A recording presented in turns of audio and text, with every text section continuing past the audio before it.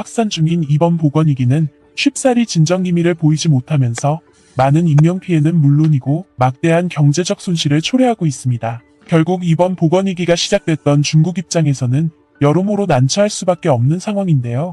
그도 그럴 것이 2018년부터 발생한 미국과의 무역 분쟁은 해가 갈수록 그 수위가 높아지고 있고 이제는 화웨이와 틱톡 등 중국 기업들마저 제재를 받게 되면서 중국 정부를 매우 곤혹스럽게 하고 있습니다. 뿐만 아니라 국제사회의 반발을 무릅쓰고 홍콩 보안법을 강행 처리하고 나서면서 서방 국가들로부터 거센 압력을 받고 있습니다. 또한 인도와 동남아시아 국가들과는 첨예한 국경 분쟁을 벌이고 있는 데다가 중국 정부가 야심차게 추진했던 1대1로 사업마저도 협력 국가들이 빚더미에 안게 되면서 좌초위기에 내몰렸습니다. 결국 전 세계로부터 고립무원의 상태에 놓인 중국 정부는 이 위기를 돌파하기 위해 한국을 다급하게 찾고 나섰는데요.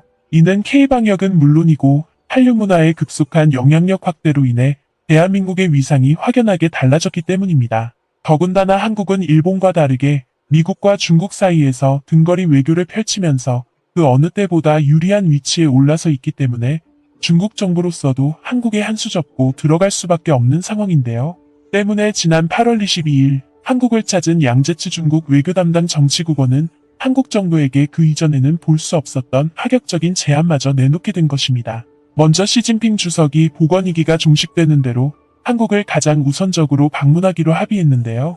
또한 보건위기 대응 협력과 한중 FTA 협상 가속화는 물론이고 WTO 사무총장 선거에서도 함께 협력하기로 논의한 상황입니다. 그런데 그 중에서 우리가 가장 눈여겨볼 점은 바로 중국 정부가 보건위기 대응 협력을 가장 우선순위에 올려놓을 정도로 한국의 도움을 매우 절실하게 원하고 있다는 점입니다. 이는 이번 위기의 진원지였던 중국이 K방역을 통해 세계로부터 러브콜을 받고 있는 한국과 협력함으로써 보건위기를 책임있게 종식시키겠다며 강한 의지를 밝힌 것인데요.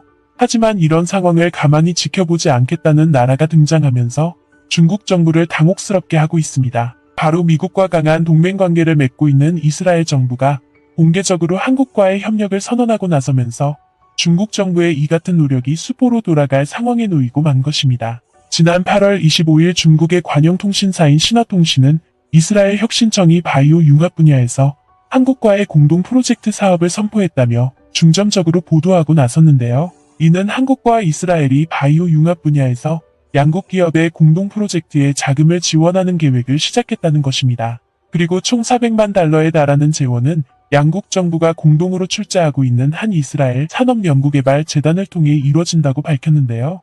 또한 이 계획을 통해 바이오 첨단 약물 전달 및 진단 시스템과 치료제 개발 시스템, 그리고 조직공학 및 생체전자 공학을 위한 나노로봇 공학 분야를 지원한다고 보도했습니다. 결국 보건위기 대응뿐만 아니라 미래 성장 동력인 생명공학과 바이오 융합 산업 육성을 위해 한국과 이스라엘이 함께 협력하고 나섰다는 것인데요. 때문에 정작 한국 언론과 한국 국민들조차 모르는 이 소식을 중국 관영 매체가 극히 이례적으로 보도하고 나섰다는 점에서 중국 정부가 현재 상황을 얼마나 부럽게 바라보고 있는지를 여실히 나타내고 있습니다. 이는 힘의 논리가 지배하던 과거의 방식을 추구하기보다는 오로지 실력과 노력을 통해 국제사회에서 영향력을 높여가고 있는 대한민국의 현주소를 중국 정부가 뼈아프게 목도하고 있는 것입니다. 결국 향후 중국 정부가 한국을 상대로 어떤 태도를 취해야 하는지 이번 사례를 통해 제대로 인식하길 바랍니다.